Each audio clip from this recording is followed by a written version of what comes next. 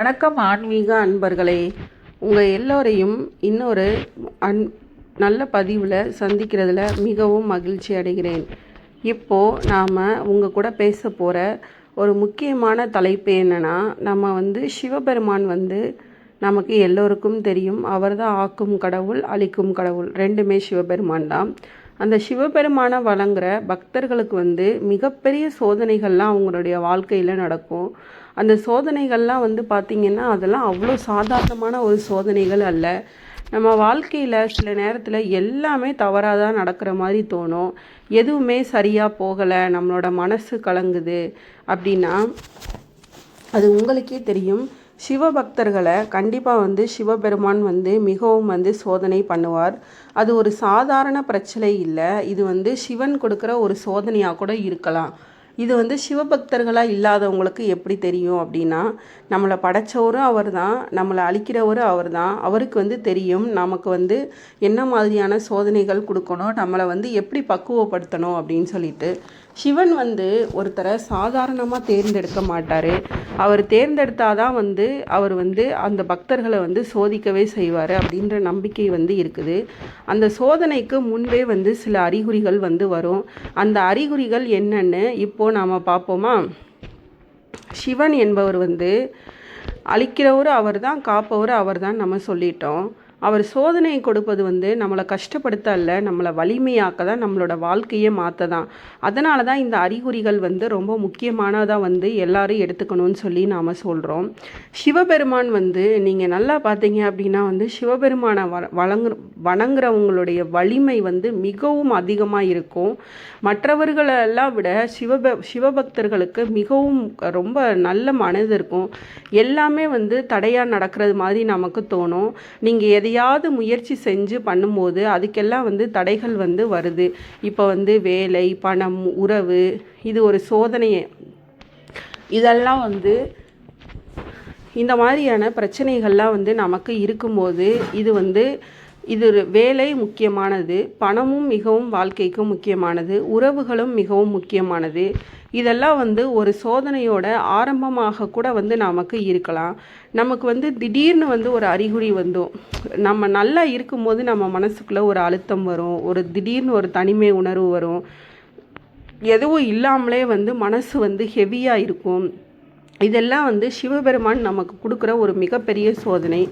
அதே போல் நம்ம பழைய வாழ்க்கை நம்ம வாழ்ந்த வாழ்க்கை முறை இப்போ நம்ம இருக்கிற சூழ்நிலைக்கும் நம்மளுடைய பழைய வாழ்க்கை முறையும் ரொம்பவும் சோதனை இருக்கிற மாதிரியே தோணும். நம்மளுடைய பழைய நண்பர்கள்லாம் நம்மளை விட்டு விலகிற மாதிரி தோணும். பழைய சூழ்நிலைகள்லாம் மாறுற மாதிரி தோணும். இது ஒரு புதிய ஆரம்பத்துக்கு சிவன் தயாராகிறதா ஒரு அர்த்தம்.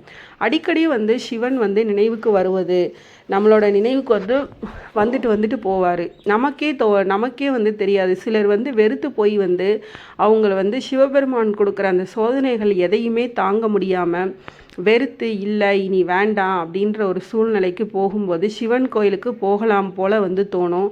ஓம் நம சிவாய சொல்லணும் போல் இருக்கும். இது ஒரு அழைப்பு தான்.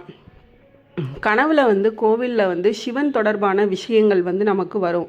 சிவபெருமானை நம்ம அதீதமாக நம்ப ஆரம்பிச்சிட்டோம். நம்ம அதீதமாக சிவபெருமான் நமக்கு சோதனைகளை கொடுக்குறாரு அப்படின்னா நம்மளுடைய கனவுல லிங்கம் வரும், கோவில் வரும், அதே போல் தீபம் வரும், சிவனுடைய அந்த நந்தி வரும். இது எல்லாமே நம்ம அந்த பக்தியோடைய ஒரு அங்கமாக தான் கருதப்படுறோம். இதெல்லாம் ஓகே. இது எல்லாத்தையும் இந்த சிவபெருமான் கொடுக்குற சோதனைகள் எல்லாத்தையும் நாங்கள் எப்படி ஏற்றுக்கிறது அப்படின்னு கேட்டிங்கன்னா, தினம்தோறும் ஓம் நம சிவாய நீங்கள் ஜெபம் செய்யுங்க, அமைதியாக இருங்க. எந்த ஒரு விஷயத்துக்கும் பயம் அப்படின்ற ஒரு சூழ்நிலையே ஒரு வரவே கூடாது.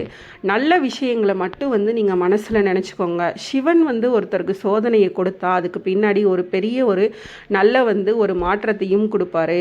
அதே போல் சிவபெருமானை நம்பி சிவபெருமானுடைய காலடியில் நாம் அவருடைய பாதார விந்தங்களில் நாம் போயிட்டோம் அப்படின்னா, தினம்தோறும் சிவ வழிபாடு பண்ணோம் அப்படின்னா நமக்கு முக்தி அடைஞ்சு நமக்கு மறுபிறவி என்பதே கிடையாது. இந்த உண்மை வந்து பலருக்கும் தெரியவே தெரியாது.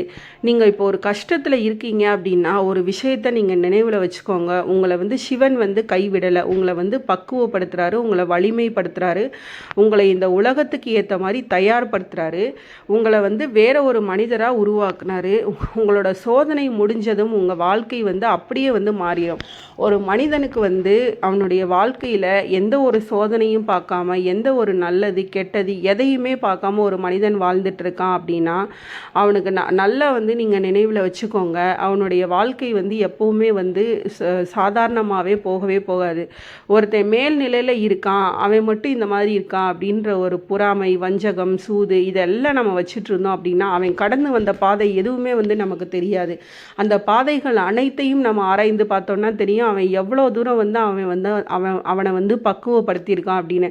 இது சிவ பக்தர்களுக்கு மட்டும் கிடையாது, நம்மளுடைய உண்மை வாழ்க்கையிலையுமே ஒருத்தர் மேலே இருக்காங்க அப்படின்னா அவங்களுக்கு பின்னாடி அவ்வளோ சோதனைகள் வந்து இருந்திருக்கும். அவங்களுக்கு பின்னாடி வந்து அவ்வளோ வலிமைகள் வந்து இருந்திருக்கும், அவ்வளோ பிரச்சனைகள் இருந்திருக்கும். அந்த சோதனைகள் எல்லாத்தையும் தாண்டி அவங்க வந்து இன்றைக்கி ஒரு வலிமையான மனிதர்களாக வாழ்கிறாங்க. அதே போல் சிவபக்தர்களும் அதே தான்.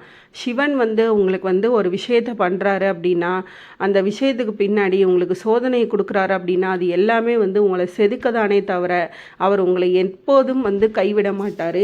அந்த சூழ்நிலையை நீங்கள் எப்படி அணுகிறீங்க அப்படின்றத பார்க்குறதுக்காக மட்டும்தான் வந்து அந்த சோதனையை குறிப்பாது. அந்த சோதனை எல்லாம் முடிஞ்சதுக்கப்புறம் உங்கள் வாழ்க்கை மாற்றத்தை நீங்களே வந்து உணர முடியும். சிவபக்தர்கள் எல்லோரும் வந்து உங்களுடைய பிரச்சனைகள், பிரார்த்தனைகள் எல்லாத்தையுமே சிவனுடைய பாதத்தில் வைங்க. அவர் கொடுக்குற கஷ்டங்கள் எல்லாத்தையும் மனதார ஏற்றுக்கோங்க. அதுக்கான வழியையும் அவரே காட்டுவார். இதோட இந்த பதிவை நான் முடிச்சுக்கிறேன். இந்த வீடியோ உங்களுக்கு ரொம்ப உதவியாக இருக்கும்னு நான் நம்புகிறேன். லைக் பண்ணுங்கள், கமெண்ட் பண்ணுங்கள். எல்லோரும் மறக்காமல் என்னுடைய சேனலை சப்ஸ்கிரைப் பண்ணுங்கள். மீண்டும் உங்களை இன்னொரு ஒரு அழகான பதிவில் சந்திக்கிறேன். நன்றி மக்களே.